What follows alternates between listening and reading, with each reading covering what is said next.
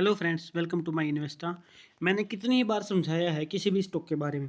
फिर से एक बार बात करेंगे वारे रिन्यूएबल स्टॉक के बारे में। उम्मीद आप सब अच्छे होंगे।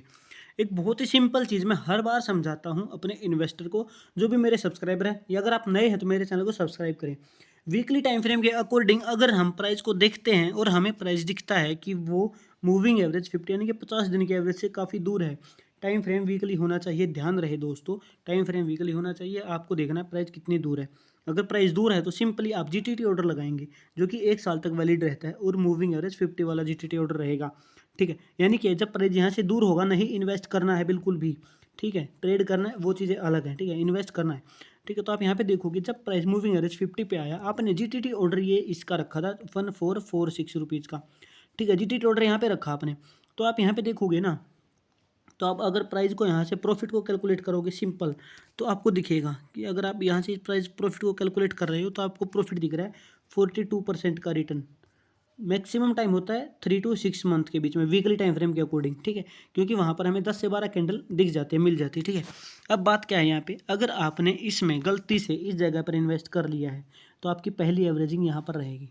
ठीक है, अब दोबारा से आपने क्या किया, दोबारा से आपने इसको यहाँ पर एंट्री करी। ठीक है, जब आपने देखा कि प्राइस इससे ऊपर था, लेकिन उससे पहले आप यहाँ पे एंट्री क्यों नहीं कर पा रहे हैं? यहाँ पे एंट्री इसलिए नहीं कर रहे हैं क्योंकि प्राइस दोबारा यहाँ पे आके कंसोलिडेट किया है। तो यहाँ पे प्राइस को आकर कंसोलिडेट करना जरूरी है और उसके बाद ब्रेकआउट मिलना जरूरी है।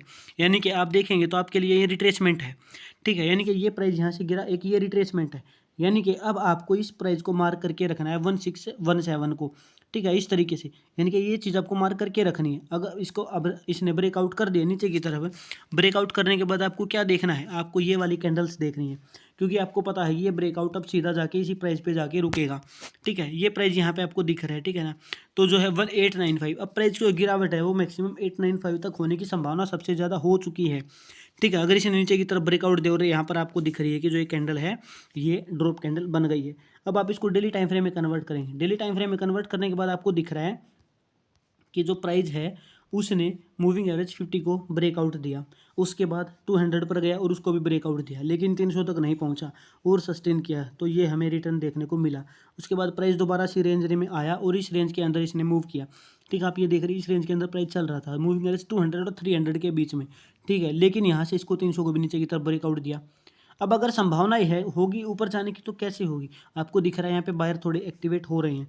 ठीक है, जैसा कि मैंने आपको बताया कि अगर प्राइस को 300 से नीचे ब्रेकआउट दे देता है और 2 से 3 ड्रॉप कैंडल अगर मिल जाएंगे आगे चल के, तो फिर प्राइस की संभावना, जैसे कि मैंने आपको बताया कि 895 तक जाके गिर सकता है ये प्राइस। ठीक है, जैसा कि मैंने आपको बता दिया है। ठीक है, अब अगर अगले वीक की कैंडल भी हमें इससे नीचे क्लोज मिल जाएगी तो फिर गिरावट बड़ी हो सकती है।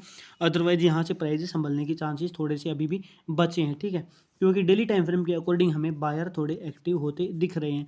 नहीं तो अदरवाइज अगर प्राइस नीचे गया तो 895 पर ही जाकर रुकने की संभावना सबसे ज़्यादा रहेगी।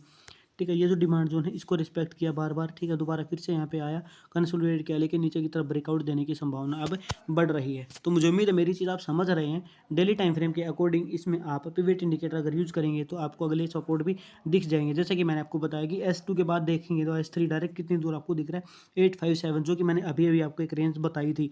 यानी कि अगर S1 को नीचे की तरफ ब्रेकआउट देगा तो 1118 पे सपोर्ट संभावना थोड़ी सी है, अदरवाइज सीधा सीधा आप देख सकते हैं 857 तक जाके स्टॉक गिर सकता है। बायर्स थोड़े एक्टिव हो रहे हैं तो संभावना उम्मीद बची है थोड़ी सी कि प्राइस यहाँ से ऊपर चला जाए। अदरवाइज अगर नीचे की तरफ ड्रॉप कैंडल बनी और यहाँ पर सेलर एक्टिवेट हुए, जैसे यहाँ पर बड़ी ड्रॉप कैंडल है, तो फिर प्राइस में बड़ी गिरावट की संभावना है। मैं सभी रजिस्टर नहीं हूँ, लेकिन जो चीज़ें मैंने आपको समझाई हैं आप पिछले किसी भी वीडियो में जाकर देख सकते हैं। आपको सिंपल चीज़ें समझाने की कोशिश की गई है और जितना सिंपल हो सके उतना आप चीज़ों को सिंपल रखिएगा। अगर आप मेरे चैनल पर नए हैं तो चैनल को सब्सक्राइब जरूर करें। Thank you very much.